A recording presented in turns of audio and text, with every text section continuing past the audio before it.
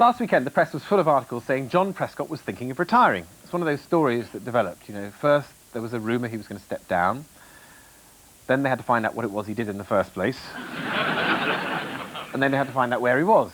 But as Deputy Prime Minister, he's supposed to run the country while Blair's away, which is, like, most of the time. So they do this little thing where Prescott says, "Hey, monkey! Pass me the remote control, monkey!"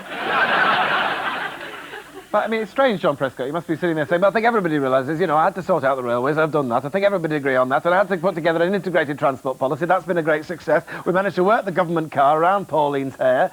Then I had to sort out the regions and the environment. That's all done now. Not been much of a problem. The environment has it. Load of bloody farmers whinging all the time. Well, there's less of them now. So all in all, I think I might as well go now. I mean, there aren't any challenges left, are there?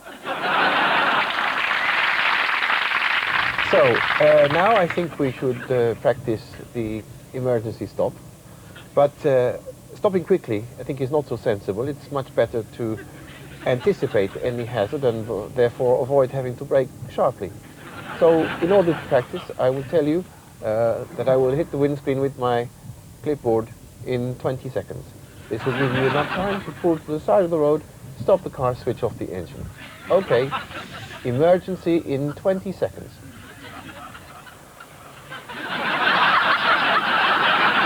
Excellent. Hello. I was sitting in my cathedral this afternoon, prayerfully considering which of my fellow bishops might be most fitted to lead the Church of England as the next Archbishop of Canterbury. There was, of course, the front-runner, the Bishop of Rochester, 7-4.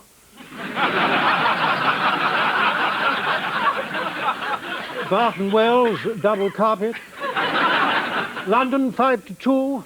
Winchester and Liverpool both at 9-2. St Albans, 15-2. Or Truro, 6-1. Just then, a stray beam of sunlight illuminated the saintly figure of Thomas à Becket in the stained glass above me.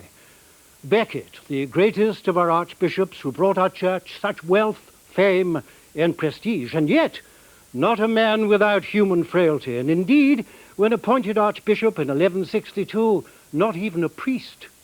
In short, a complete outsider. An outsider? Was God trying to tell me something?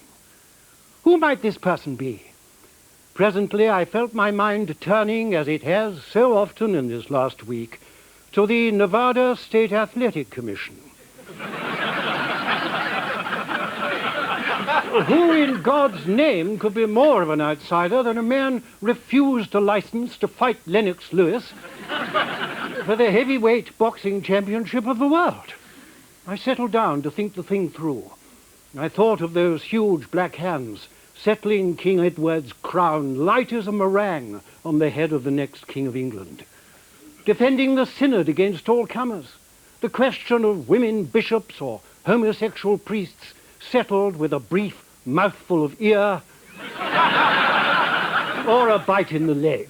I thought of the populace queuing up at Canterbury to watch the Archbishop train in the chancel, doing 100 genuflections a minute, watching his rope work in the bell tower. Isn't this what the Church has been waiting for all these years? And at 10,000 to 1 from Ladbrokes, I'll get my cathedral roof fixed too. Good night.